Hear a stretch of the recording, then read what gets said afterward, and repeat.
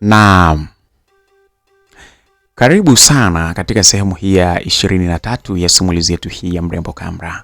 Naamini sana kwamba wewe na mimi wote tunaenjoy katika kuendelea na safari ndefu hii ya simulizi yetu hii ya Mrembo Kamra. Okay, msikilizaji, nikupitisha kidogo kwa haraka sana ili tuweze kuendelea na simulizi hii. Sitakuwa na intro ndefu sana, lakini nikukumbushe tu kwamba katika sehemu ya pili ya 22, sehemu ya 22 ya simulizi hii tulishia mahali ambapo mwanadada Salome Umodo alikuwa na rafiki yake Kamra wakiwa wako katika sehemu ambayo ilikuwa ni kwenye hoteli. Tuliona ni kule hoteli ya Silent Hotel, mahali ambapo kulikuwa kumetulia sana na nini na mambo kama yale. Na nia na madhumuni ya kwenda kule pamoja na mwanadada Kamra ilikuwa ni kuhakikisha kwamba anampa mawazo tofauti asifikiri sana kuhusiana na kupotea kwa Vinod, kwa sababu kulikuwa chake mpaka alikuwa anashindwa kula. Tuliona vile. Sasa wakawa wako kule katika hoteli ya Silent Hotel iliyoko pembeni ya jiji ili waweze kuenjoy. Lakini pindi wapo kule walikutana na mtu mwingine ambaye alikuja pale, rafiki mmoja hivi, mshikaji hivi. Akaja pale, handsome boy huyu, akawa ametaka urafiki na wao. Na katika story zao za hapa na pale na nini, unakumbuka wakawa wanacheka sana. Baadaye akasema anahitaji sana kuzungumza na mwanadada Kamra, na akamwambia kwamba anahitaji kuzungumza na wewe, na kuzungumza na wewe ni kitu ambacho kitanifanya mimi kwa kweli wewe mwenyewe kitasaidia katika maisha yako. Sasa kauli ile, kutokana na mazingira ambayo mwanadada Kamra alikuwa anayaishi kwa kipindi kile, kuambiwa vile, akili yake ilianza kufikiri kwamba huenda kuna jambo zuri, huenda ni kuhusu kumpata Vinod na kadhalika na kadhalika. So tukawa tumeishia pale, hatukujua kwamba walikuwa wanataka wazungumze jambo gani, lakini haiba ya yule kaka ilikuwa ni nzuri sana. Sasa tusipite sana huko, iangalie hapo sehemu ya 22. Hii ni sehemu ya 23. Ninakukumbusha tu kwamba kama wewe ni mgeni, basi bonyeza neno subscribe chini ya video hii, like, share, comment vile vile. Na ninayekuletea simulizi hii bwana ni mimi yule BHB wa Makala Simulizi. Karibu katika sehemu ya 23.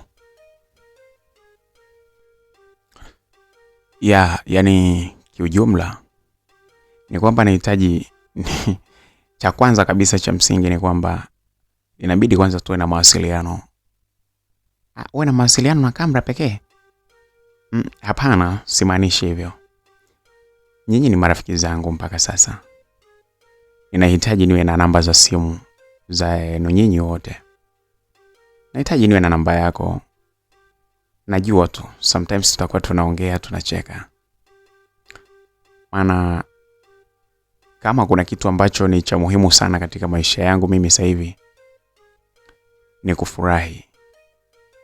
Yani kufurahi ndio kitu kikubwa sana katika maisha yangu sasa hivi, napaswa nikipitie. Kwa nini umesema hivyo? Nafikiri tutafahamu zaidi kadiri muda unavyoenda, lakini itoshe sana kusema mimi ninapaswa nikae kwa kuitafuta furaha kila wakati. Sasa kama nimepata marafiki kama nyinyi, naamini tutakuwa tunaongea, tunakutana kama hivi, tunapiga story na nini na mambo kama yale, basi naamini itapendeza sana. Kweli bwana. Basi msikilizaji, walipeana mawasiliano pale. Tayari pale kulikuwa kuna marafiki wapya ambao walitoka nyumbani wakiwa wawili, Kamra pamoja na Salome, lakini kadiri muda ulivyosogea sasa tayari alikuwa ameongezeka rafiki mwingine, huyu anayefahamika kama Daymark. Daymark alikuwa amefurahi sana kwa sababu amepata marafiki ambao anafurahi pamoja na wao. Stories ziliendelea 2-3 pale, na hatimaye muda ulifika kutoka pale, huku wakiwa wanaonyesha kufurahiana kila mmoja, na hatimaye wakatawanyika. Stories zao zilikuwa ni nyingi sana. Pamoja na kwamba waliondoka pale, lakini stories zao zilikuwa ni nyingi, wakiwa wanatumia njia ya simu kupiga story, kuwasiliana huku na kule. Wakaamua watengeneze grupu la watu 3. Hii ikiwa ni nia tu kwamba waweze kuchati wote kwa ujumla. Basi kwa kuna grupu la watu 3. Akiwepo maana yake ni Kamra, Salome pamoja na kijana Daymark. Pale wakawa sasa wanapiga story mbalimbali. Stories za hapa na pale, kucheka, utani. Mek hakuacha kabisa stori zake za utani kama ambavyo walivyokuwa wamezoeleka. Waliendeleza stori za hapa na pale utani. Jambo lile lilikuwa likimfariji sana mwanadada Kambra. Alijikuta sasa akiwa anapata fueni fulani hivi. Badala ya kutumia muda mwingi kupata stressi, basi alikuwa anapata muda mwingi sana katika kutafakari utani ambao aliokuwa anautupia kijana huyu Daymac. Msikilizaji, upande wa pili ni kule katika kituo cha polisi, mahali ambapo aisee polisi nao walikuwa wameng'aka sana baada tu ya kugundua kabisa kwamba kumbe mtu ambaye aliyekuwa amemteka Vinod Ndunguru wala alikuwa hana mahusiano yoyote na mzee Ibrahim Muskwala. Sasa kiongozi pale sasa ambaye anahusika katika swala zima la uchunguzi wa makosa ya jinai, hapa namzungumzia Ramadhani Juma Hassan, yeye sasa pale na yeye aliamua sasa rasmi kwamba ni lazima waingie miguu yote waweze kwenda kutafuta ukweli. Sasa kwa sababu vijana wake tayari alikuwa ameshawatuma katika kuhangaika kutafuta ukweli wa jinsi gani ambavyo kijana Vinod alitekwa na ni kina nani walimteka na nia na madhumuni, na tayari walikuwa wameshaleta taarifa ya kwanza pale. Walikuwa wameshaleta taarifa ya kwanza, ikaonekana kwamba watu waliomteka si watu wabaya sana na nini na vitu kama vile. Sasa jeshi la polisi lilikuwa linahangaika kutafuta taarifa zingine. Jeshi la polisi lilipata taarifa kupitia njia zake za kitelijensia, likagundua kabisa kwamba bwana Vinod Ndunguru alikuwa analindwa na kampuni binafsi ya Njari Security. Hapa sasa vijana wale polisi ambao waliokuwa sasa wako chini ya bwana Ramadhani Juma Hassan walikuwa sasa wako moja kwa moja katika kuhakikisha kwamba wanapata data muhimu sana kutoka katika kampuni ya Njari Security. Cha kwanza walifika na kumweleza mkuu wao Ramadhani Juma Hassan, akaelezwa kuhusiana na swala zima lile kwamba kulikuwa na swala la ulinzi ambao aliokuwa anapewa bwana Vinod. Kwa hivyo alivyoelezwa vile, walijua kwamba kuna ulazima mkubwa sana wa kupata taarifa kutoka kwenye kampuni ambayo ilikuwa inamlinda. Je, ina kitu gani ambacho kinaweza kikaongeza katika swala zima la kumweza kumpata kijana Vinod? Sasa hapa kulikuwa hakuna njia nyingine. Ilikuwa ni swala zima la oda ya moja kwa moja ya kipolisi ambayo ilikuwa imetoka. Yani hapa ikiwa inaongozwa na Ramadhani Juma Hassan, mkuu wa kitengo cha upelelezi wa makosa ya jinai. Basi wakaenda moja kwa moja mpaka katika ofisi za Njari Security. Pale walianza kudodosa maswali kadha wa kadha, na Njari Security wasingeweza kukataa kwa sababu pale sasa walikuwa wanaongea na mamlaka. Kwa hiyo walishindwa kabisa, hawakuweza kuficha taarifa kwamba alikuwa analindwa pale na kadhalika na kadhalika. Of course ni taarifa ambazo mwanzoni zilikuwa zinafahamika kidogo, lakini sasa pale ilikuwa inahitajika official statement kutoka Njari Security inayoeleza kuhusiana na ulinzi wao waliokuwa wanampatia kijana Vinod Ndunguru. Sasa kufikia mwisho, polisi ilitaka kwamba iweze kuondoka na mlinzi yule, yani yule aliyekuwa yani hapa namzungumzia Salum Mroki, mlinzi wa siri wa kijana Vinod Ndunguru. Walitaka kuondoka naye.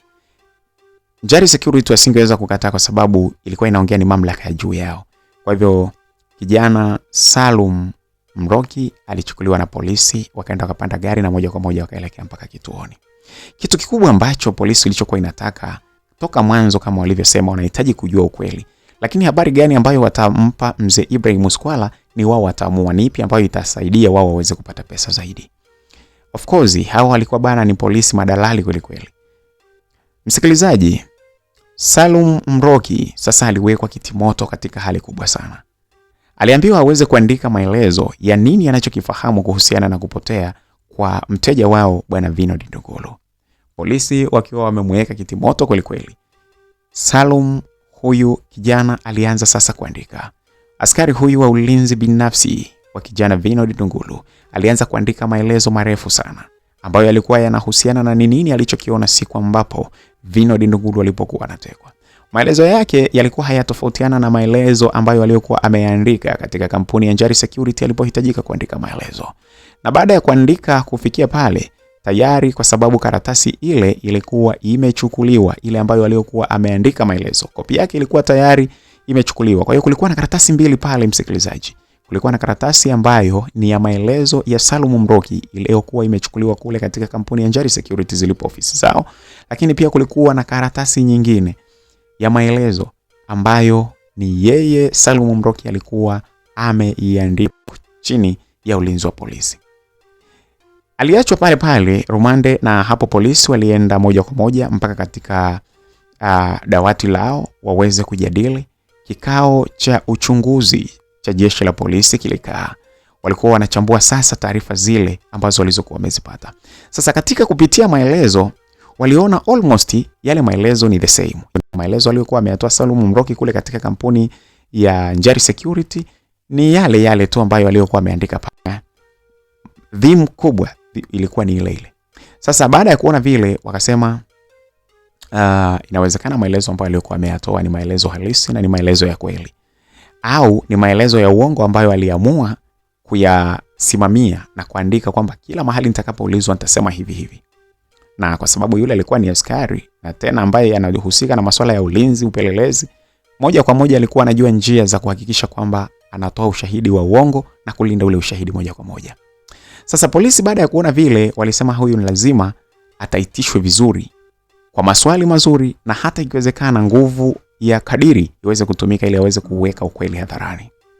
Jeshi la polisi lilimsogeza na kumtoa pale rumande kumpeleka kwenye chumba maalum kwa ajili ya mahojiano. Msikilizaji, katika chumba hiki bwana, hapa ndipo mahali ambapo unakutana na mahojiano ya kila aina. Hapa bana unakutana na mahojiano ya mdomo, lakini na kipigo vile vile pindi inapokuwa inabidi, basi inabidi uchezee kipigo ili mradi uweze kutoa ushahidi unaostahili. Polisi walipotazama tu ile karatasi ya maelezo waligundua kwamba kuna madhaifu makubwa sana. Na kwa sababu walishakuwa wameyajadili, sasa walipomleta pale ilikuwa ni muda sasa wa kumpiga maswali mazito sana. Akiwa yuko katikati, hapo sasa alielezwa, wewe utakaa kwenye kiti vizuri na wala huwezi kukaa chini.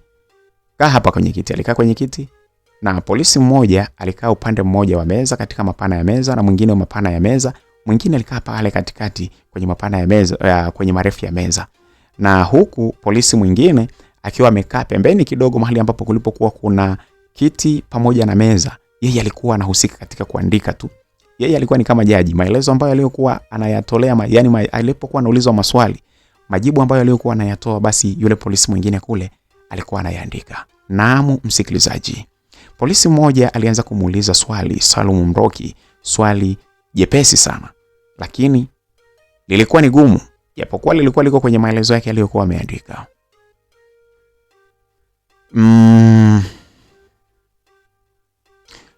Bila shaka unafahamu kwamba wajibu mkubwa wa askari yeyote yule ni kuhakikisha kwamba mtu ambaye unamfanyia ulinzi anakuwa salama muda wote.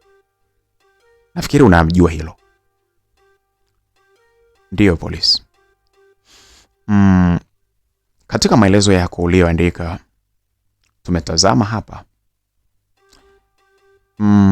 Kuna sehemu umeandika ukisema kwamba gari zilikuwa zimefanana, zilizunguka roundabout, na baada ya hapo, kutokana na kwamba kulikuwa na msururu wa magari mengi, zingine zikaelekea upande mwingine na zingine zikaelekea upande mwingine, na gari moja ikaelekea upande mmoja, na hiyo gari ndio ukaamua kuifuatilia. Nafikiri tuko sahihi kwenye maelezo yako. Ndio afande, ilikuwa hivyo.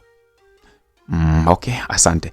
Na kwenye maelezo yako unahitimisha mbele kuhusiana na hili tukio ukisema ulienda na kufuatilia hii gari mpaka ilipoenda na kukaa katika hoteli na kuingia katika hoteli moja, lakini unasema watu walioshuka pale walikuwa hawana mahusiano yoyote na utekaji. Tuko sahihi? Ndio afande. Sasa wewe ulikuwa ni mlinzi wa Vinod Ndunguru. Magari unasema yalikuwa yamefanana plate number na yalikuwa yanafanana muundo. yakakuzungusha na ukaondoka na gari moja, na ukafika sehemu wakashuka watu ambao unasema hawahusiani, na kwa ukataja umri wao unakadiria kama miaka 18 na mwingine mdogo zaidi. Mwisho unasema walikuwa hawahusiani na utekaji. Je, unamfahamu mtekaji ni nani? Hapana, simfahamu. Sasa kama humfahamu, ni kwa nini unasema kwamba wale walikuwa hawahusiani na utekaji, ilhali umeshapata viashiria vya kwamba walikuwa wamefananisha namba za simu za magari yao, namba za plate number za magari yao? Wewe unasemaje kwamba walikuwa sio watekaji? Hukustuka kabisa kwamba hii ni njama?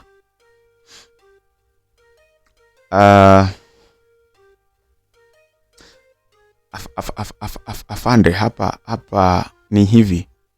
Magari haya kweli plate number zilikuwa zimefanana, na hii gari moja ikaenda mpaka kwenye hoteli hii niliyoandika hapo.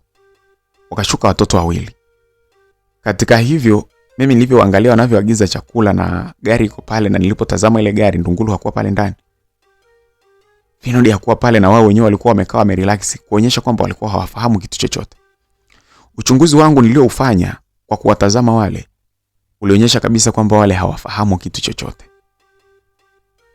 Yaani hawafahamu chochote kuhusiana na kutekwa kwa Vinod Ndungulu. Unazidi kulichanganya jeshi la polisi. Tunaomba tuende vizuri katika mahojiano haya ili isije ikafika wakati tunapohitaji kutumia nguvu. Tunakuheshimu kwa sababu wewe ni askari mwenzetu, lakini kama itabidi kutumia nguvu, itabidi tutumie, kwa sababu tunahitaji kufahamu ukweli, kwa sababu sisi kama polisi kazi yetu ni kuhakikisha kwamba raia wote wanakuwa salama na mali zao. Unarudia tena kusema kwamba hawahusiki na utekaji, na unasema mtekaji humjui. Unamaanisha kitu gani? Afande, ni kama nilivyosema kwamba walikuwa ni watoto wadogo ambao hawaonyeshi kwa namna yoyote kwamba wanafahamu chochote. Anyway, ulichukua picha zao kwamba kwa ajili ya kuendeleza uchunguzi? Ulichukua picha zao, video, labda picha mjongeo au video au picha za kawaida, kupiga picha gari na mazingira ambapo ulipowakuta? Ulifanikiwa kufanya hivyo? Hivyo kwa nini hukufanya? Sikufanya hivi kwa sababu niliona watanipotezea muda tu. Hakuna kitu wanachokifahamu.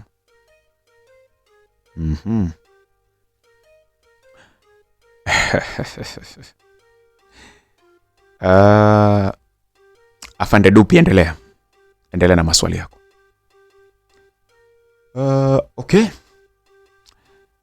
Salum Mroki, uliwezaje kupuuza kuchukua taarifa muhimu kama hizi? Mteja wako amepotea na watu waliomchukua angalau hawa walileta viashiria, kwa sababu kama walikuwepo, wewe unaamini kwamba hawahusiki na kumkamata, lakini ungeweza kuchukua taarifa zao tu kwa picha na video, ili baadaye tukiwatafuta wangeweza kutupa mlolongo. Sidhani kama wewe kama askari mzoefu uliweza kushindwa kujua kwamba hawa ukiwakamata na wana plate numbers, gari yao ina plate numbers zinafanana na gari ambayo ilikuwa imemchukua mteja wako, kwamba hawa kama tungewakamata wangeweza kutupa mlolongo mzima, ni nani aliwagia ile gari na nini na kadhalika na kadhalika na kadhalika. Sidhani kama wewe ulishindwa kugundua mlolongo wa matukio kama huu na umuhimu wa kuchukua taarifa za watu hao. Sidhani. Uliwezaje wewe kupuuza taarifa muhimu kama hizo? Hapo kwa kweli sijui hata mimi. Ujue? Sijui, sio kwamba sijui, lakini sijui kwa sababu sijui. Yani ninaona kabisa kwamba niliona tu hamna sababu ya kuchukua watu ambao hawahusiki na tukio hilo. Okay. Msikilizaji, maongezi kadha wa kadha yaliyokuwa yanaendelea pale, mahojiano kati ya Salum Mroki pamoja na jeshi la polisi, yalifunua mambo mengi kwa jeshi la polisi, kuonyesha kwamba Salum Mroki kuna kitu anakifahamu, kwa sababu kama ameona wale watu pale, yeye kwa maelezo yake aliyoyatoa ni kwamba hawahusiki kwa sababu ni watoto, lakini pia data zake alizozichukua zinaonyesha hakuna kitu ambacho wanachojua wale. Na alienda mbali zaidi kwa kueleza jeshi la polisi kwamba yeye aliona kabisa wale huenda walipewa tu gari wakaambiwa tuongozane twende hivi, kama wakati huo wakiwa hawajui, lakini ilikuwa ni mbinu tu ya kuongeza ule msafara uwe watu wa magari yawe mengi ili kupoteza maboya, alafu hatimaye wao wataendelea na shughuli zao zingine. Ndivyo ambavyo alivyokuwa amejieleza bwana Salum Mroki pale. Sasa lakini kutokana na umahiri wa jeshi la polisi katika masuala mazima ya uchunguzi, jeshi la polisi liligundua kabisa kwamba taarifa zile aliziacha makusudi kabisa, kwa sababu alifahamu kama akizichukua zingeweza kuleta mlolongo mzima wa ni wapi pa kuanzia ili kuweza kumtafuta Ndunguru mahali alipo. Sasa polisi walipofahamu lile, walisema hapa ni lazima sasa itumike njia mbadala. Kwanza walimrudisha rumande akatulie, na wao kama polisi walirudi pale kukaa wakianza kushauriana ni njia gani wanaweza kuitumia ili kuweza kufungua taarifa ambazo zimejificha kwa bwana Salum Mroki. Wanawezaje kufungua hizi taarifa?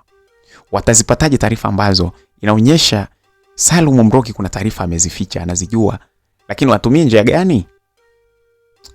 Mmoja kati wale polisi akasema pana inabidi tumlete tumtaitishe tena na maswali hapa na pale mpaka atafunguka. Mwingine akasema hiyo njia ni ndefu, hatuwezi kutumia njia ndefu kiasi hicho, kwa sababu na yeye mwenyewe pale alipo anajua kwamba ataulizwa maswali ili aweze kuongea ukweli. Swala ni moja tu, tutumie hash method. Msikilizaji, hiyo hash method hiyo, msikilizaji, ni njia ngumu kweli kweli. Ni njia ambayo unapitia mateso yoyote yale ili mradi uweze kuongea ukweli. Na ukianza kuongea ukweli wanakuacha. Ukikaza kuacha kuongea ukweli wanakupitisha mateso ambalo aisee wao wanashindwa kukupa. Wanaweza wakakufunga mikono na miguu ikawa imefunga pamoja, alafu wakaenda kukuning'iniza kama mshikaki na kuanza kukutandika viboko kwenye miguu yako na mikono. Wakati huo huo wanaweza kukupitisha na kukupiga shoti za kwenye makende kama ni mwanaume. Kama ni mwanamke wanakupiga shoti za kwenye chuchu. Wanaweza kukupitisha kwa kukuchapa viboko vingi sana. Na yani unapitia mateso mengi sana msikilizaji, kiasi kwamba if you have any certain truth you have, itabidi uongee. Kama una ukweli fulani ambao unao, itabidi uongee. Sasa alipoongea vile, njia ile ilipokelewa na yule mkuu wao pale, akasema ni kweli hapa inabidi tutumie njia ya kulazimisha ili tuweze kupata ukweli haraka. Basi bwana, njia ile ilikuwa imepitishwa. Na haraka sana Salum Mroki alitolewa kule mahali ambapo alipokuwa mabosu na kuletwa sasa katika chumba cha mahojiano, lakini kwa awamu hii ilikuwa sio mahojiano ya mdomo tena. Alianza kupitia mateso mengi sana Salum Mroki. Salum Mroki alianza kupitia mateso makali sana akiambiwa aweze kuongea ukweli. Lakini Salum Mroki alikataa katukatu na kusema maelezo ambayo aliyokuwa ameyatoa ndiyo maelezo yalikuwa ni sahihi. Hakuna kitu kingine. Alisumbuliwa sana kwa kipigo kingi sana, akiambiwa aseme anachokijua kuhusiana na kupotea kwa Vinod Ndunguru. Msikilizaji, ukumbuke kwamba polisi sio kwamba nia yao ni kumwokoa Vinod Ndunguru. Polisi kazi yao kubwa ni kutaka kujua ukweli ili wajue wanapanga ukweli wa namna gani wa kumpatia mzee Ibrahim Skwala ili waweze kupiga hela. Msikilizaji, hizi vurugu zote sio kwa sababu polisi ni waadilifu wala nini. Polisi hapa wanatetea matumbo yao. Wanapambana ili waweze kupata ukweli, ili wajue ni ukweli gani ambao wanaweza wakampelekea mzee Ibrahim Skwala na ukweli gani ambao wanabaki nao wenyewe. Nia na madhumuni ikiwa ni kuhakikisha kwamba wanaendelea kupiga pesa kwa mzee Ibrahim Skwala. Njia hiyo ndio iliyosababisha kwamba kijana huyu Salum Mroki kutembezewa kipigo kikubwa sana, akilazimishwa aweze kuongea ukweli. Ninaweza nikamtangaza Salum Mroki kwamba ni jasiri aliyebobea kweli kweli, ni mwanajeshi kamili na wala sio mgambo, kwa sababu alikataa katukatu kuongeza maelezo. Zaidi sana alisema pamoja na mateso yote ambayo wanayompitisha, lakini ukweli alio nao ni ule ule kwamba maelezo aliyoyatoa ndiyo sahihi. Hakuna kitu anachokijua zaidi kuhusiana na kupotea kwa Vinod Ndunguru. Msikilizaji, sasa baada ya kupigwa kwa kitambo kirefu, waliamua sasa kumtoa kwa sababu alikuwa hana uwezo kabisa wa kuongea wakati anatolewa pale. Kamshusha pale na kuanza kumpeleka kumpa matibabu ya huku na kule. Huku wakiwa wametuma polisi mwingine ambaye aliyekuwa amevaa kiraia. Yule pale alipofika yule polisi alianza sasa kumdadisi katika hali ya chini ili tu kuhakikisha kwamba anaweza kupata ukweli. Bwana Salum, mimi ni kiongozi wa kanisa. Nimepata taarifa zako na mateso ambayo umeyapitia. Na kutokana na kwamba mimi ni kiongozi wa kanisa, huwa tunaomba ruhusa kuwaona mahabusu na watu ambao wako kwenye hospitali za jeshi, kuangalia matatizo ambayo yanayopitia na kuwaombea na kuwashauri pia vile vile. Sasa mimi nimepata ruhusa ya kukuona, na kama unajua kwamba ukishakuwa umepitia mateso makubwa kiasi hiki, ni vigumu sana polisi kuruhusu mtu yeyote kukuona, lakini kwa neema za Bwana na Mwokozi wetu Yesu Kristo, polisi wameweza kuniruhusu mimi na kuja kuonana na wewe. Jina la Bwana lipewe sifa.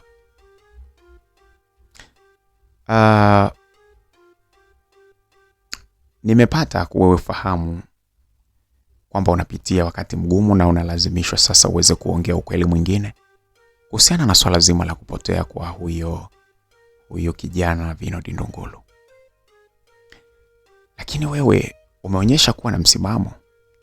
Sasa mimi kama mtumishi wa Bwana natamani nikueleze kwamba msimamo wako ni mzuri, kwa sababu kitabu cha Mathayo kinasema kwamba Bwana Yesu anasema akiwaambia wanafunzi wake, maneno yenu na yawe ndiyo ndiyo, sivyo sivyo, kwa sababu zaidi ya hayo yanatoka kwa yule mwovu.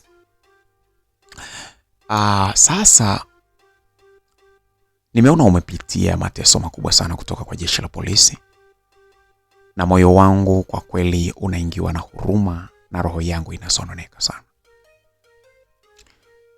Kwa ushauri tu ningekushauri kwamba kama kuna taarifa unaifahamu kuhusiana na kupotea kwa Vinod, sio vibaya kama utaamua kuambia jeshi la polisi na wewe ukaepukana na matatizo kama haya. Ukiongea unaongea mara moja, na haiwezi kuchukuliwa kwamba umemchoma mwenzako labda au kuna nini. Yaani kama kuna ukweli wowote ule useme tu, kwa sababu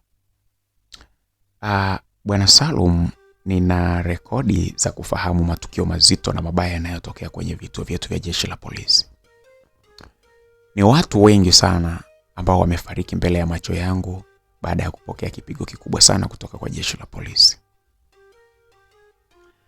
Sasa kwa sababu wewe nuru ya Bwana imekuzukia muda huu, na kushauri kama kuna ukweli uweze kuongea, kuliko uache kuongea huo ukweli alafu pengine ukafikia matatizo makubwa sana, au ukafikia kupoteza uhai wako. Kwa hivyo ningekushauri uweze kuambia ukweli mwingine unaofahamu, ili usije ukapoteza maisha, kwa sababu ni mwezi mmoja tu umepita. Kuna mahabusu mmoja naye alifia hapa ndani, alipigwa akavunjwa mbavu. Ile mbavu ilienda ikapenya moja kwa moja, yani ile mbavu ilivunjika ikabonyea, ikaenda ikachoma upande wa moyo, na alikuwa analia sana, na dakika ngapi akapoteza maisha. Sasa ni katika swala zima la kutafuta ushahidi. Sasa kutokana na polisi wetu jinsi walivyo, na kushauri uweze kuongea ukweli ili uweze kuwa huru. Samahani sana kama nitakuwa nimekukosea.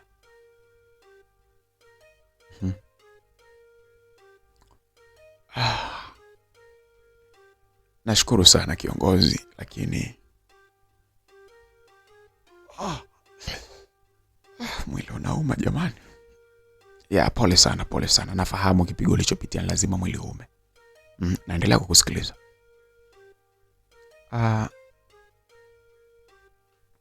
Kiufupi ni kwamba maandiko, yani maandishi yangu ya maelezo niliyoyatoa ndio ukweli wenyewe. Tatizo ni kwamba polisi hawako tayari kabisa kuelewa maelezo yangu. Wote hawataki kabisa kuamini maelezo yangu, lakini wanataka nitoe maneno mengine mdomoni. Mimi sina. Bwana Salum, au tukuletee shehe, anaweza akaongea na wewe akakuelewa, usije ukao unanikatalia hivi kwa sababu mimi ni mchungaji. Kama upendi kuhojiwa na mimi, kushauriwa na mimi, basi tukuletee hata ustazi, anaweza akakushauri vizuri ukaelewa ni nini unapaswa ufanye hasa katika nyakati hizi ngumu, kwa sababu hatua inayofuata hapo inaweza ikawa mbaya zaidi.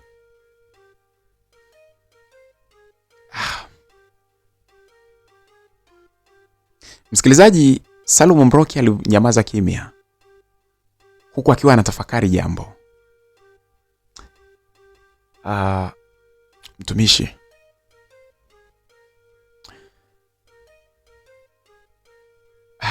tuliache tu ile jambo kama lilivyo. Kuhusu kweli tuache kama lilivyo. Tuliache hivi. Nashukuru. Msikilizaji, huwezi amini, Salum Mbroki alikuwa amechomoa tena kwa huyu jamaa ambaye ni polisi, lakini amejizuga kwamba yeye ni mchungaji. Amezugia kwamba yeye ni polisi. Akazuga, lakini bado Salum Mbroki akawa amepinga kabisa kutoa taarifa zingine. Mambo yalikuwa yanazidi kuwa kizungumkuti sasa hapa kwenye jeshi la polisi. Kwa sababu ametumia njia ya nguvu, imeshindikana, nguvu ya kubembeleza imeshindikana, nguvu ya kuhoji imeshindikana. Walikuwa wanawaza ni njia gani ambayo wanaweza kufungua zile kodi ambazo zipo kwa kijana Salum ili waweze kujua ukweli. Vichwa vyao vyote vilikuwa vinapata moto. Dakika ziliendelea kusogea mpaka kufika wakati sasa polisi wakasema hapa inabidi itumike nguvu maalum ya ziada. Msikilizaji, unaposikia polisi akisema kwamba wanataka kutumia nguvu nyingine ya ziada, hapa ndo kile kitendo cha kuvunja viungo vya mwili. Yaani mikono, miguu inavunjwa. Wakatafakari, wakawa wamekubaliana kwamba ndio njia inayopaswa kufuatwa. Nia na madhumuni ikiwa ni kutaka kujua ukweli mwingine unaotoka kwa kijana Salum Mbroki aliyekuwa ni afande mlinzi wa siri wa Vinod Ndungulu. Sasa upande mwingine ni kule kwa mwanadada Stella. Mwanadada huyu maridadi kabisa, mwanadada wa familia ya Bushenza.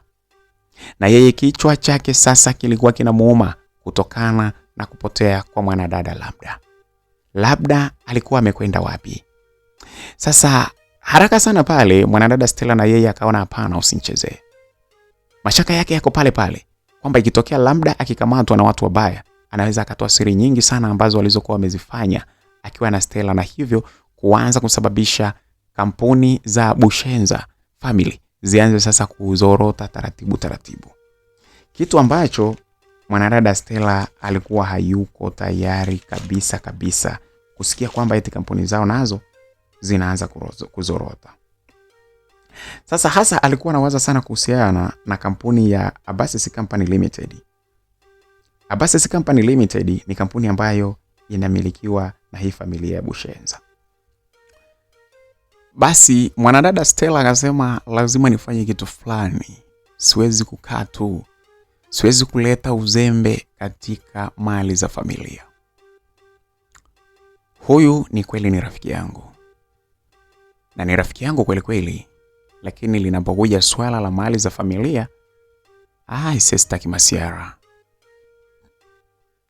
Msikilizaji, unakumbuka kwamba mwanadada Stella aliwahi kusema kwamba ni bora tu Labda angekufa, ikajulikana amekufa, kuliko aende alafu akamatwe, aanze kusema uhuni ambao tayari walikuwa wameshafanya yeye pamoja na Stella, kitu ambacho kingeweza kuleta matatizo sana katika familia ya Bushenza, familia ambayo inaaminiwa ina nidhamu, lakini kumbe mwanadada Stella alikuwa akifanya mambo ya chini sana, akiwa pamoja na rafiki yake huyu Labda. Sasa mwanadada Stella akasema lazima nifanye kitu kuinusuru familia. Alifikiri sana, akasema ni njia gani niitumie. Akasema okay, nitatumia njia ile ambayo tuliokuwa tunaitumia. Haraka sana alishika simu yake, akapiga moja kwa moja kwa kijana wake wa kazi. Huyu si mwingine ni Alifa, mkuu wa kitengo ambacho kilikuwa kimeandaliwa kwa ajili ya kuwamaliza kina Kamra. Msikilizaji, labda nikukumbusha, unakumbuka kitengo ambacho mwanadada Labda pamoja na Stella walikuwa wameandaa kikosi na wao cha kuhakikisha kwamba Kamra pamoja na Vinod wanakamatwa na kuingizwa na kuwekwa chini ya ulinzi. Sasa kikosi hiki ambacho alikuwepo mkuu wao akiitwa Alifa na mwingine akiitwa Jimmy pamoja na wengine pamoja na Lay, Sasa kikundi hiki ndicho ambacho mwanadada Stella alisema ni lazima akitumie ili kuhakikisha kwamba ananusuru biashara za familia ya Bushenza. Alimpigia simu Alifa. Alifa akapokea. Hello Alifa. Naam sister, vipi Ali? Sio issue sana.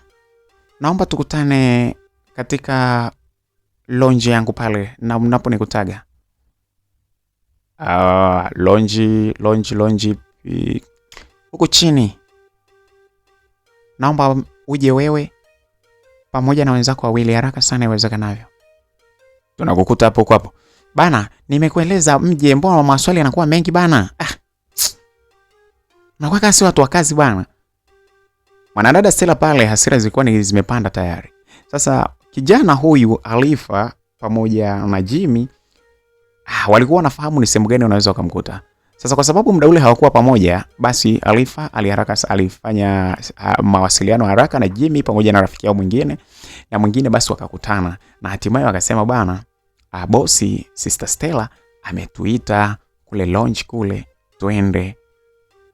Basi Jimmy wakasema basi dili hilo bwana, pesa hiyo. Alifa akamwambia oya, pesa nini, na kati mnakumbuka kwamba kuna kazi tulikuwa tumepewa tujakamilisha, mambo kama yale. Ndio yametokea yale, usikute bado hapo ni issue nyingine, ni mambo magumu kweli, kwa sababu sasa yule Vinodi amepotea na sio sisi tulomkamata. Na kazi ile tulikuwa tushaanza kuipewa. Sasa si unaona kabisa yani nyinyi twendeni tu, lakini tushaamua kufanya kazi za shetani. Lazima tuende kishetani hivyo, twendeni. Basi bwana msikilizaji, Alifa na Jimmy pamoja na rafiki yao mwingine mmoja wakisema kwamba huyu mmoja abaki, wakaondoka na mmoja. Kwa hiyo wakaondoka watu watatu. Wakaenda mpaka katika lounge ambayo walipokuwa. Hii lounge ilikuwa inamilikiwa na familia ya Bushenza. Hapa ndipo ambapo mwanadada Stella muda mwingine akiwa anahitaji kuongea mambo ya siri ya utulivu, basi alikuwa anaongea na watu kule. Sasa Alifa alikuwa anapajua pale. Wakaingia mpaka kwenye vyumba vya utulivu zaidi, mahali ambapo bana ni VIP, alafu VIP kweli. Wakaingia kule ndipo walipomkuta mwanadada Stella akiwa yuko pale ndani katulia. Kwa kumtazama tu alikuwa na hasira sana. Alikuwa hajashika kitu chochote, sio simu sio nini. Kakunja mikono yake ametazama ukutani kama mtu ambaye anatamani kumng'ata mtu. Alifa alipofika pale akagonga mlango. Sukumeni mwingie, alijibu kwa ukali mwanadada Stella. Alifa akasukuma mlango, wakaingia watu watatu jumla. Wakaingia pale, wakakaa mbele yake. Walipomtazama tu ile sura waligundua kabisa Stella yuko kwenye hali ya hatari sana. Stella ana hasira vibaya mno. Stella ni mzuri lakini amekunja sura mpaka amebadilika, amekuwa mbaya.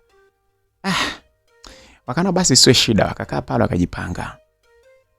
Mwanadada Stella akaanza kuzungumza.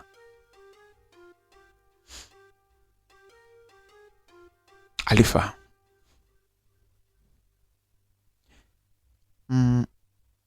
nimekuita hapa na nimekuita na wenzako. Sababu niliyokuitia ni tofauti, lakini matendo yanayopaswa kufanyika ni yale yale kila siku tunapokutana. Najua mna taarifa kuhusiana na kupotea kwa bosi wenu mwingine, namzungumzia Lambda. Tarehe ya mwisho tulipokutana hapa nilikuwa niko mimi pamoja na Lambda, Ibrahim Skwala. Lakini katika hali za hapa na pale ambazo na nyinyi mnazifahamu, Lambda ametoweka. Ni siku kadhaa mpaka sasa hivi haijulikani mahali alipo. Yule ni rafiki yangu na wote mnajua, na kila anayefahamu anafahamu kwamba Labda ni rafiki yangu wa kufa na kuzikana. Hilo sidhani kama mnatilia shaka kuhusu rafiki wangu mimi pamoja na Lambda hata kidogo. Ni kweli tunafahamu kwamba nyinyi ni marafiki. Sasa aliposema vile haraka sana, Alifa na wenzake walijua kwamba sasa wanapewa kazi ya kuhakikisha kwamba wanampata mwanadada Lambda akiwa hai na akiwa salama. Yaani wafanye mbinu zote waweze kuhakikisha kwamba wanamkamata akiwa salama na aweze kupatikana. Akili zao haraka zilichekecha kwa upande huo. Mwanadada Stella aliendelea kuongea.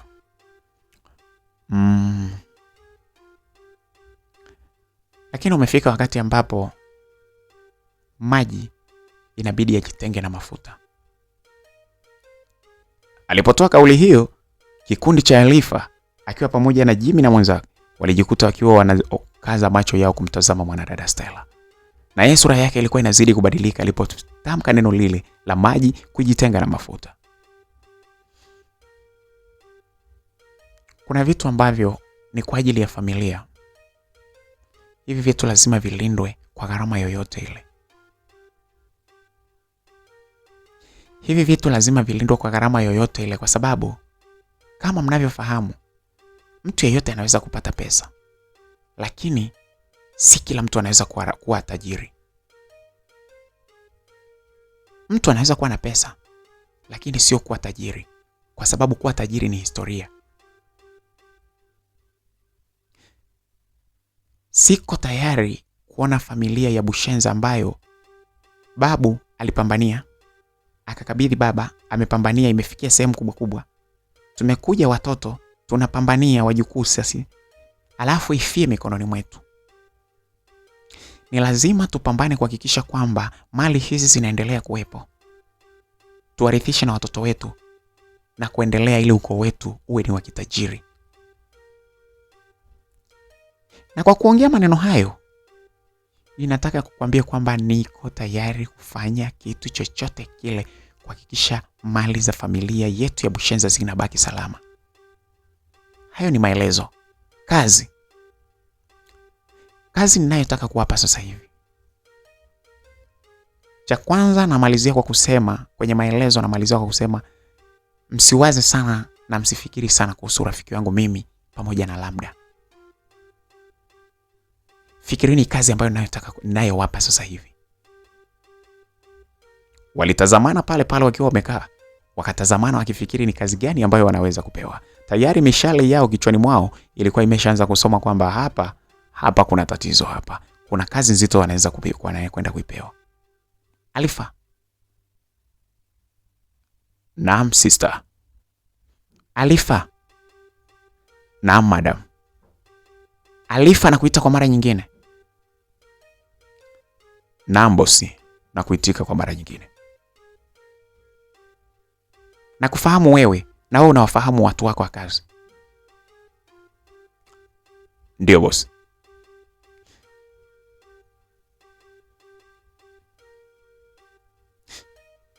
Kutoweka kwa Lambda ni hatari kwangu mimi na familia, lakini ni hatari kwenu pia.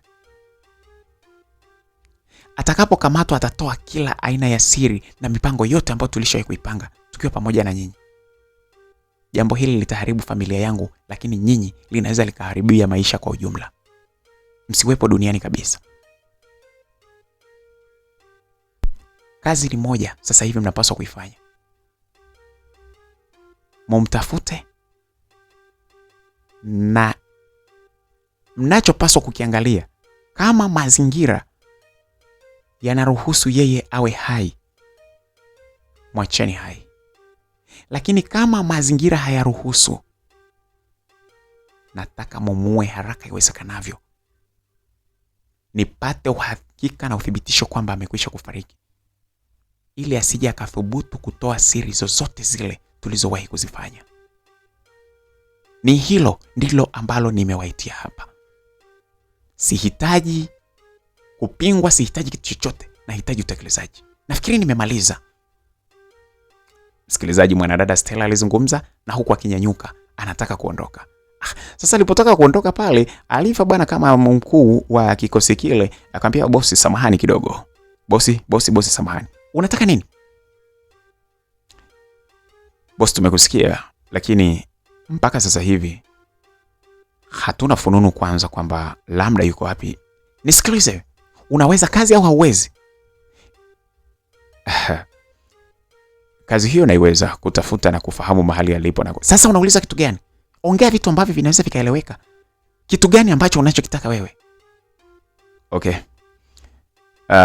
Nilikuwa nahitaji advance kidogo ya fedha kwa ajili ya mipango kazi hapa na pale ambayo tutapaswa tuifanye na posho zetu ili tuweze kuingia kazini rasmi. Haya ndo mambo unapaswa uzungumze. Unahitaji pesa kiasi gani? Sio kwamba unakaa unazungumza habari sijui nini nini. Ongea unataka kiasi gani ambacho kinaweza kukufanya wewe uanze kufanya kazi na kutekeleza hilo jambo haraka iwezekanavyo. Kumbuka ni riski. Anavyoendelea kukaa huko hatujui yuko wapi. Akikamatwa atatoa siri. Msikilizaji, kijana Alpha aliharaka sana pale, alitaja pesa. Ilikuwa sio pesa ya kitoto yani. Alitaja pesa ndefu tu ambayo aliamini kabisa hii inaweza kuwafanya wao wakaingia chimbo za kila aina kumtafuta mwanadada Stella na mwanadada labda na kufahamu mahali alipo. Sasa baada ya kusema vile, mwanadada Stella hata hakupinga. Alitazama, alipokuwa amesimama pale pale, akaanza kutoka pale kwenye kile chumba mahali ambapo alipokuwa. Alpha, nifuate. Alifa sasa pale alinyanyuka na kumfuata kule mahali ambapo yule mwanadada alipokuwa amefungua mlango na kutoka pale na kuelekea. Sasa Alifa akawa anakuja huko nyuma. Walienda kama kupita vyumba 4 hivi na hatimaye wakaingia sehemu ambapo kulikuwa na chumba sasa cha staff hiki ambapo ndipo mahali ambapo mwanadada Stella alipokuwa anakaa. Kumbuka kwamba lounge hii ni lounge ambayo inamilikiwa na familia ya Bushenza, mahali ambapo anapotokea mwanadada Stella. Kwa hiyo alikuwa anajua kila kitu na alikuwa na umiliki wa hakika kabisa kuangalia mwenendo wa pale. Kwa hiyo alikuwa na chumba special pale cha staff mahali ambapo alipokuwa yeye anafanyia mambo yake. Alienda moja kwa moja na alipofika pale, "Wewe, ingia mpaka huku." Alifa kwa sababu alikuwa amesimama kwa nje ilibidi aingie mpaka ndani. Sasa alipoingia pale ndani bwana, unajua mwanaume ni mwanaume bwana. Sasa alipofika pale mwanadada Stella naye muda ule alikuwa amejiweka kwenye mazingira tofauti. Kumbe muda alikiwa anazungumza na wao, alikuwa amefunga kanga na alikuwa hajavaa nguo nyingine ya kueleweka ndani zaidi ya nguo fupi tu ya ndani aliyokuwa amevaa. Sasa alipofika pale, kwanza akavuta ile kanga na kuitupa pembeni. Alafu akavuta draw ambayo ilikuwa iko pembeni ya kitanda kile. Akavuta draw ambayo ilikuwa imetoka pale ikawa imejaa mabulungutu ya fedha mengi sana. Sasa kijana Alifa badala ya kubaki kuendelea kuangalia pesa, akajikuta sasa anakwenda kutazama mwili wa mwanadada Stella. Na mwili ule ulikuwa umekaa vizuri sana. Juu akiwa amevaa blouse kifupi, alafu chini sasa ndipo alikuwa amebaki na nguo yake ndani huku akiwa ametupa mbali kabisa kanga yake ambayo alikuwa ameivaa. Wako wawili pale ndani. Alifa anaanza kumezea mate. Anaanza kuangalia anamezea mate mwanadada huyu Stella, lakini wakati huo anaangalia juu ya kitanda pembeni pale kulikuwa na bastola ya mwanadada Stella ilikuwa iko pale. Sasa Alifa alipotazama vile mwili wake ukawa unazidi kusisimka. Anamtazama mwanadada Stella jinsi alivyo, ana shapu nzuri mwanadada gym huyu wa mazoezi, alafu pesa ipo, alafu pembeni pale bastola ipo imelala juu ya kitanda inatazama. Sasa Alifa tamaa ya mwili ikaanza kumjia, akaona sio niweze kumalizana naye, lakini huyu nimtongoze au nipite naye moja kwa moja. Nikijaribu kumshikia nguvu alafu akakataa, kuna bastola pale na huyu dada huyu anaweza kanifumua ubongo nikakuta kwamba sasa mimi ndo mwisho wangu wa kuishi. Hapana, siwezi kujaribu kumshikia nguvu, sijui kwamba motion yake ikoje. Kwanza yuko kwenye hasira, naweza nikajaribu kushikia nguvu afu akakuta hataki kabisa. Naweza nikasema hapa ananitega ili nipige, lakini akawa hataki. Naweza nikafumuliwa ubongo hapa. Okay, sasa nimtongoze. Nikimtongoza ataona kweli atatongozwa na mimi mafia. Kweli? Niache kutekeleza mambo ya msingi kule alafu nikomae huyu hapana. Basi msikilizaji, mawazo yakawa yanakinzana katika kichwa cha kijana Alifa. Ile draw ilipovutwa, yule mwanadada akaivuta kaiacha wazi. Stella alipoivuta pale akajitupa kwenye kitanda afu na kulala kwa kutazama juu, yani amelala, amelalia mgongo, ametazama juu. Msikilizaji, sio siri bwana, mtoto wa kike anapokuwa amevaa nguo ya ndani peke yake alafu akajitupa kwenye kitanda akatazama juu akiwa amelalia mgongo. Msikilizaji, kwa mwanaume halisi unaweza ukaelewa ni nini ambacho kitakachokuwa kinaendelea pale. Alfa alikuwa yuko kwenye wakati mgumu sana. Alitazama sasa pale kuna draw imeachwa wazi, alafu kuna kuna kisima kimeachwa wazi, shamba liko wazi pale linahitaji nalo lilimwe. Alifaa kwanza alidata pale. Akajikuta macho yake yote hayaendi upande wa pesa. Ametazama tu jinsi ambavyo lile shamba lilivyokuwa limejaa pale katikati ya mwanadada huyu Stella. Shamba limejaa, limebukua kichizi yani hapa mbele.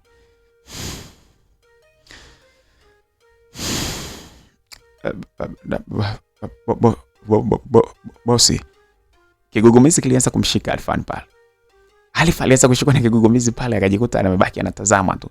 Anatazamani kumrukia na kumlalia pale, lakini anaangalia ule mkono mmoja wa mwanadada Stella ambapo alivyokuwa amelala pale. Sasa ule mkono unacheza juu ya ile bastola.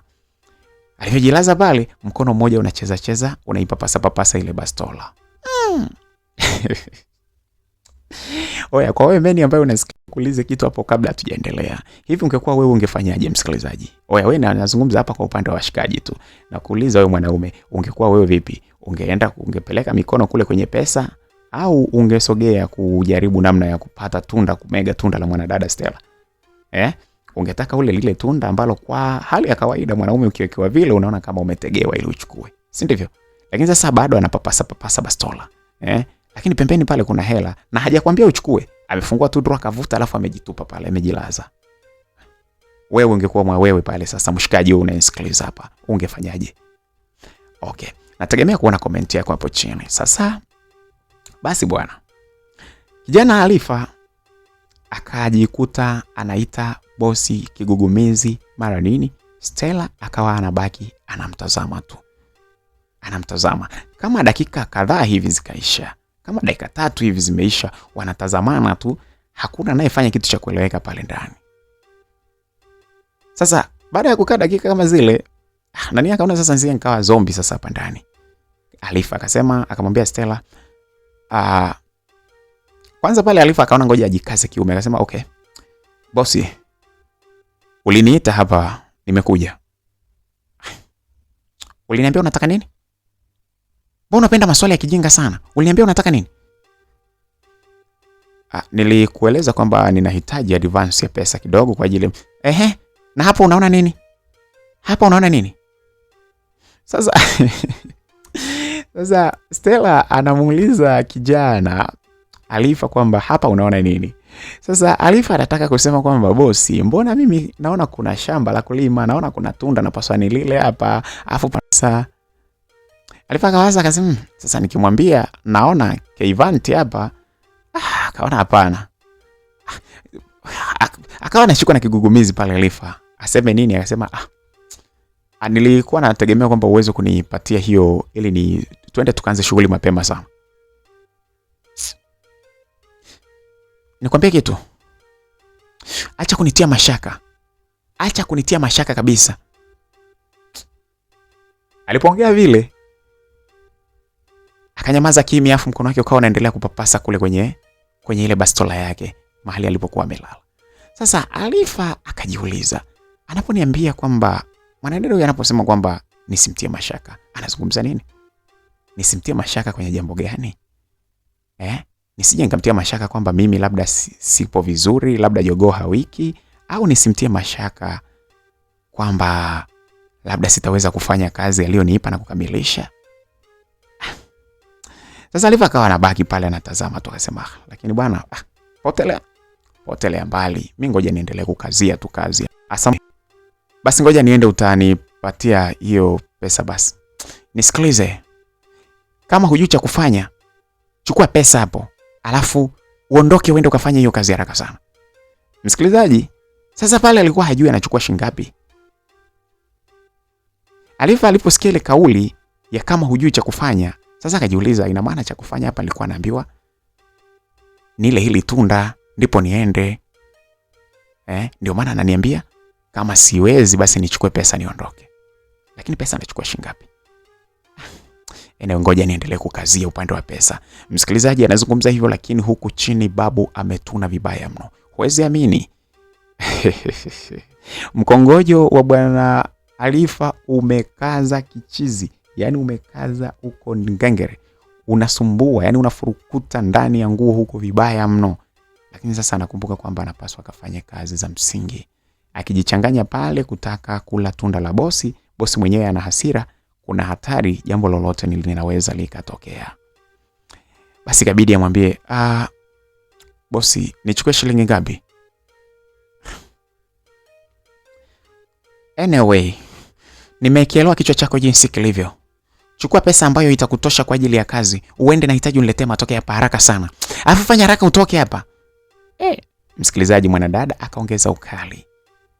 Sasa upande wa Alifa alikuwa hajui kama zile ni shilingi ngapi, kwa sababu zilikuwa zimefungwa tu bulungutu na draw imevutwa. Akajiuliza achukue shilingi ngapi? Akaona yule mdada anamtazama pale, anamtazama kama hamtazami hivi. Akaona hapa isiwe shida, akachukua tu bulungutu la hela moja papo, huku akiwa anaendelea kutamani zile pesa nyingine. Alikuwa anaogopa kwa sababu bado ile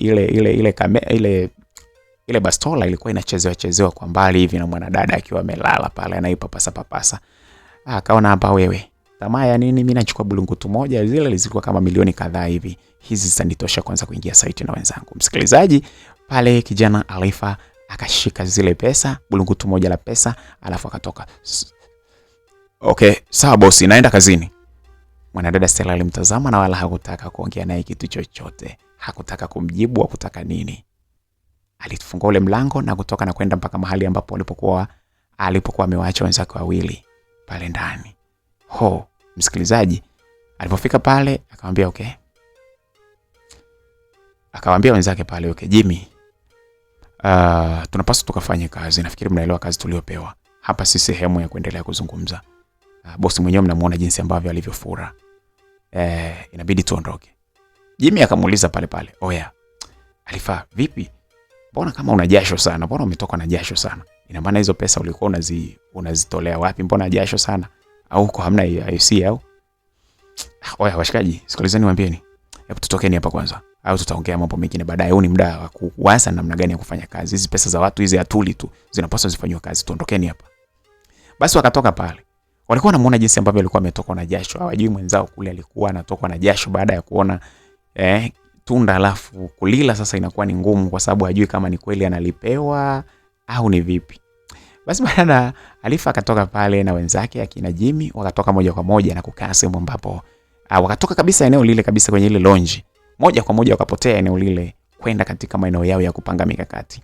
Unajua kikosi hiki cha kina Alifa nacho ni vile vile kama kikosi cha kina Kamwana Smembe. Sema tu sasa kikosi hiki cha kina Alifa hakina nguvu kubwa sana ukilinganisha, yani nguvu ya kulinganisha na kikosi cha kina Kamwana Smembe. Basi wakaenda kule, pesa ilikuwa ipo ya kutosha. Mwanadada Stella kule ndani, yeye alipoona yule Alifa alitoka muda ule, alipotoka muda ule akasukuma ule mlango kwa nguvu, akaufunga ukajibamiza pale, afu akatulia zake pale ndani. Alikuwa yuko very frustrated. Sasa haijulikani kwamba alikuwa anataka apigwe kazi au ilikuwa ni vipi. Msikilizaji, basi tukitoka huko tukirudi huku kwa kina Alifa wao walikuwa wanajadili sasa mipango kazi, namna ya kukamilisha utaratibu wa kumpata mwanadada Lambda, ili waweze kuangalia kama vipi wamwangamize kabisa Lambda, ili asije akaleta matatizo katika familia ya Bushenza, lakini pia hata kwa upande wa wao, kwa sababu kuna dili za ajabu walikuwa tayari wameziwekea kwenye mikakati.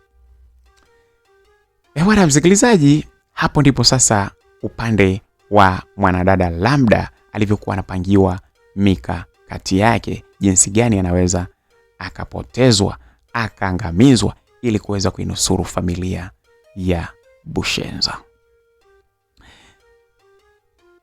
Na sio kuimaliza kwa mfumo gani msikilizaji? Ni hofu ambayo ilikuwa imejaa kwa mwanadada Stella kwamba angeweza akakamatwa alafu akatoa taarifa ambazo zingeweza kuanza kuharibu image au sura ya kampuni yao ambayo inamilikiwa na familia ya Bushenza. Ibrahimu Squala, lakini pia vile vile familia yake kwa ujumla, kwa maana ya Mama Zunati Squala na yeye. Hata hivyo upande mwingine pia Jackson naye aliyekuwa mpenzi wa Lambda, hapo napo bado mambo yalikuwa hajakaa vizuri. Sasa upande wa mzee Ibrahimu Squala, yeye bado alikuwa anang'ang'aniza, anakomalia kusimama katika kampuni yake ya Tampamu, kuangalia kwamba mienendo ya kampuni inaenda vizuri mwanzo hadi mwisho, kwa sababu alikuwa anafahamu kabisa kwamba sasa mtoto hayupo. Bana, mtoto wake amepotea ni kweli Lambda, lakini mzee anaangalia zaidi kuhusiana na pesa zake. Alikuwa anasimamia kampuni akiwa na hasira sana. Kila mtu ambaye alikuwa anakosea, mtumishi wa kampuni yake ile ya Tampamu alipokuwa anakosea kitu chochote, alikuwa anapata matusi makubwa sana kutoka kwa mzee Ibrahim Squala kutokana na jinsi ambavyo alikuwa ni frustrated sana. Simu zilikuwa haziishi, kila wakati alikuwa anapiga simu kule polisi kuuliza amegundua nini. Wakati mwingine alikuwa anapiga simu pia kwa upande wa kina Kamana Smembe akiwauliza, hivi mnazidi kunichezea? Mnacheza na akili yangu, si ndivyo? Mnacheza na akili yangu, na wauliza mnacheza na akili yangu. Mzee Ibrahim Squala alikuwa yuko kwenye hasira kubwa sana. Sasa baada ya kupiga simu kwa upande wa Kamana Smembe na kuongea kwa ukali sana kwamba mnaniona mimi mnaendelea kucheza na akili yangu, kikosi kazi kile sasa cha Kamana Smembe, na maanisha Kamana Smembe pamoja na wenzake, kikaona kuna haja kubwa sasa ya kuharakisha michakato yao ambayo walikuwa wamekaa kuipanga ili ikamilike haraka iwezekanavyo, ili waweze kwenda na taarifa ya kueleweka kwa mzee Ibrahim Squala. Hapo palikuwa ni pamoto sana. Mipango walikuwa wameichonga vizuri, wameipanga, lakini ilikuwa bado ni haijakamilika na hawaelewi kwamba inakamilikaje. Bado walikuwa wanasumbua akili sana. Sasa walipokuta vitisho vile vitisho wakati anavipewa Kamana Smembe, wenzake walikuwa wamekaa pale wanamsikiliza jinsi ambavyo mzee Ibrahim anaongea. Walipomaliza kukata ile simu, wakaanza kujadili kidogo pale kwamba ni wafanye nini ili kuweza kuhakikisha kwamba mipango waliokuwa wameipanga inakamilika. Mmoja wa kikundi ndipo pale akaanza kuongea, akasema, washikaji, mnasikia? Ndio maana nilikuwa nawaambia mwanzoni kabisa kwamba huyu mzee alikuwa tumalizege mapema tu. Sasa maisha gani haya? Angalia mikakati yenyewe, mitego ndo tumeitega hii ili ikae vizuri tuweze kutoka na taarifa inaeleweka. Lakini bado yeye hatuamini na vitisho vinaanza kuwa vingi. Ushaelewa? Ndio maana nilikuwa nawaambia bora wewe tungemaliza, ulia mbali wazee kama hawa. Tena hawa, yani basi tu kwa sababu amuungi mkono, lakini mngeniunga mkono mimi tungepanga mikakati ya kuchukua mali za kutosha kwake na yeye mwenyewe kuhakikisha tunamwangamiza huyu. Yani tunachukua mali tunaenda kuanza maisha nchi nyingine huko. Mali si anayo. Yani yule tungemfanyia mifigisu hata na kwa wanasheria na nini, tucheze michezo yoyote ile tumalize, alafu tuchukue na mali tuondoke za kutosha. Sasa maisha gani haya na sisi tunaanza kulengwa, na kati siku zote sisi ndo tunawatafuta watu kuwamaliza, alafu eti na sisi leo tunaishi kwa hofu mzee kama yule anatuleteaje kata tumbo lile yani mama, yani ingekuwa mimi hapa sasa ndo nyinyi mkeniunga mkono. Bana mshikaji alikuwa amekasirika sana. Yani hakupenda kabisa vitisho ambavyo alivyokuwa amevizungumza mzee Ibrahim Squala. Alikuwa amekasirika. Hakupenda kupata vitisho vya aina ile. Basi bwana, lakini mwisho wa siku kikao kilimalizika kwamba inabidi wamalize mikakati yao haraka sana. Msikilizaji, walikuwa wamepanga mikakati ambayo kiukweli hii baada hii wangetoboa tu. Mambo yalikuwa ni ya moto kweli. Msikilizaji, ni nini kitaendelea? Je, kikosi kazi cha mwanadada Stella nacho kitafanikiwa kumpata Lambda ili kuweza kujua ni nini kinaendelea kwa upande wa Lambda? Okay, hapo tukutane katika sehemu nyingine tuweze pia kufahamu kwamba ni kitu gani ambacho Kamana Smembe walikuwa wamekipanga ili kuweza kuhakikisha kwamba wanaupozesha na kuridhisha moyo wa mzee Ibrahim Squala. Habari gani kuhusu kijana Salum Mroki ambaye yuko kwenye chini ya jeshi la polisi akiwa anahojiwa? Wanataka kufahamu ukweli kwamba ni kitu gani alikuwa anakifahamu kuhusiana na kupotea kwa kijana Vinod. Msikilizaji, upande mwingine pia hatujafahamu pia kuhusiana na ukaribu aliyokuwa ameuhitaji kijana Daymek kuhusiana na mtoto mrembo huyu, mrembo Kamra. Daymek alikuwa anataka nini? Kuna nini ndani yake? 1 2 3 4 5 na kadhalika. Maharage, choroko, nyanya. Okay, tukutane katika sehemu inayofuata, na sehemu itakayofuata msikilizaji wangu ni sehemu ya 24. Hii ni Kamra, mrembo Kamra, sehemu ya 23. Tuisubiri sehemu ya 24. Niliyekuwa nikikuletea simulizi hii ni mimi BHB wa Makala Simulizi, na hii ni Makala Simulizi. Endelea kwa pamoja na sisi kila wakati, like, comment, subscribe, share kwa wenzako. Hadi wakati mwingine, bye bye.